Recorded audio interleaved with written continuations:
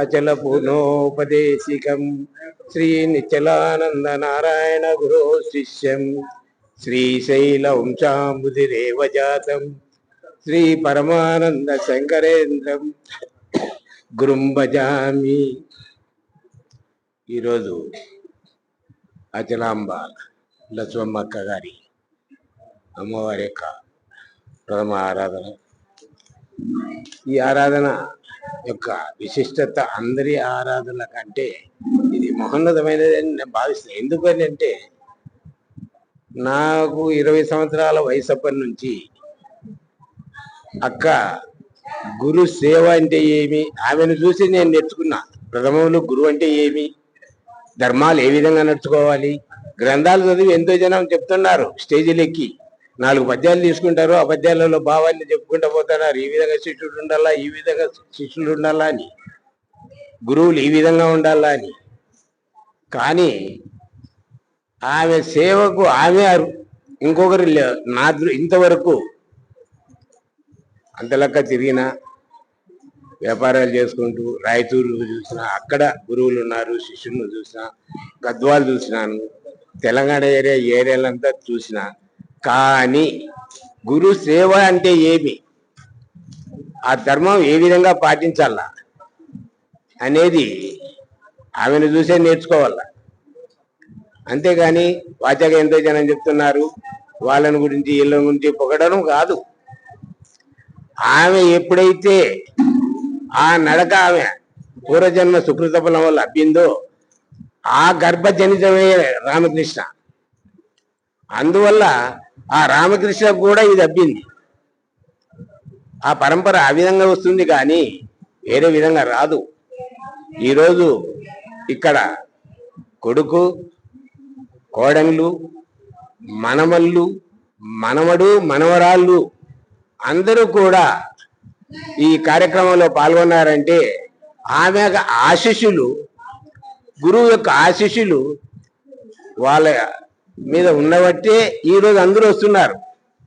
కానీ అందరి ఇళ్లలోనూ ఉండారు. ఎక్కడున్నారు? ఏదో మా నాయన గురువు అంట, మా నాయన పోతాడు, మాకేమి ఇవన్నీ కార్యక్రమాలు, మాకు అవసరం లేదు అనేవాళ్ళు 199 మంది ఉన్నారు. ఇప్పుడు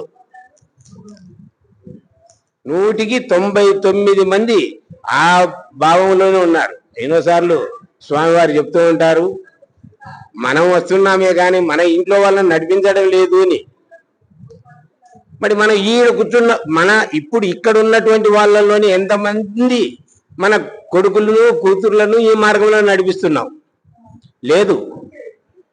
మాటలు మాత్రం మాట్లాడుతున్నామే కానీ మనం మాత్రం నడిపేయడం లేదు. కానీ చదువు సంధ్య లేకోకున్నా అక్క నడిపిస్తుంది, నడిపిస్తాంది. మనంతకు మనమే ఆలోచించుకోవాలా. ఆమె యొక్క గొప్పతనం ఏమంటే ఇంతకంటే ఇక నేను ఆ అక్క గురించి చెప్పలేను.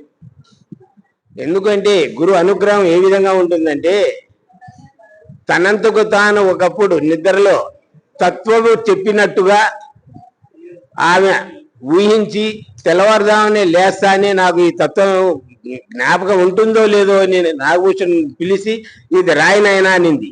కానీ ఆ తత్వం ఉందో లేదో నాకు తెలియదు. కానీ అప్పట్లో బాలుడు, పిల్లోడి, ఇంత అనుభవం లేదు. నీ దగ్గర ఉందా? ఆ విధంగా రాపిచ్చి పెట్టింది.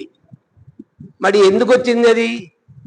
ఎన్నో గ్రంథాలు చదువుతున్నారు, ఆ గ్రంథాలు చదువుతారు, ఈ పద్యాలు చదువుతారు, అన్ని నోటికి నేర్చుకున్నారు. ఆ పద్యాలలో యొక్క మర్మం మాత్రం చెప్పలేకుండా తాను ఊహించుకున్నట్లు, తాను ఏదైతే నిత్యం అనుకుంటున్నాడో నేను నిత్యమనే భావించుకుంటున్నాడే కానీ దాన్ని మాత్రం అవగాహన లేదు. ఎందుకు అంటే నేను ఇన్ని గ్రంథాలు చదివినాను, ఇంతమంది నాకు శిష్యులు ఉన్నారు, నేను ఎన్నో స్టేజీలలో ఉపన్యాసం ఇస్తాను అని అహంతో తనకు సంకల్పం వచ్చినా కూడా ఇంకొకరిని అడగలేరు. నిత్యము నిత్యము నిత్యం నిత్యం అని అంటున్నాము. మనం నిత్యమేనా? ఎక్కడుంది నిత్యం అంటే ఏమి, అనిత్యం అంటేనేమి? నిత్యానిత్యములు రెండు నీవే అయి కూర్చున్నప్పుడు నీవు నిత్యమై ఎట్లుంటావు? కాదు కదా. చూడండి,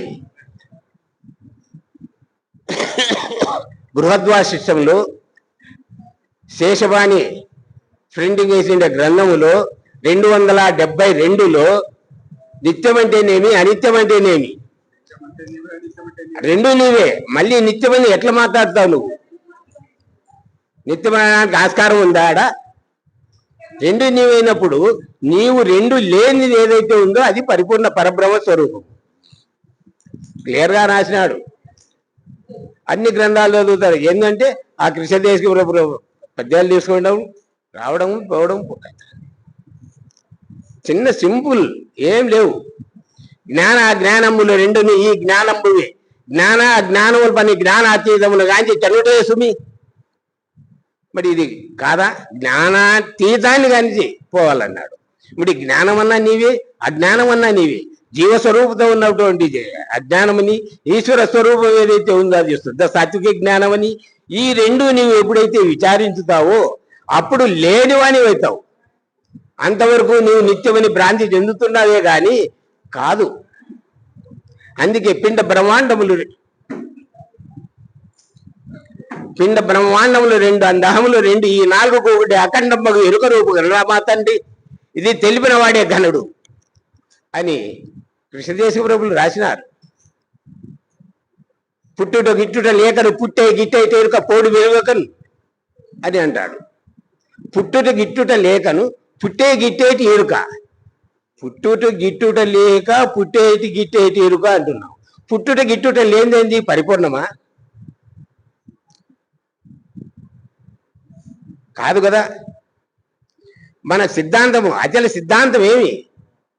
పుట్టలేదు, ఎరుక పుట్టనే లేదు అని ప్రథమంలోనే శివరామ దీక్షితులు తీసేసినప్పుడు పుట్టుట గిట్టుట లేకను అంటే ఇది పుట్టనే లేదు, అయితే పుట్టి గిట్టుతాంది అనే భావం తీసుకోవాల్సిందే గాని ఎరుక పరిపూర్ణం ఉంది, ఎరుక లేదు.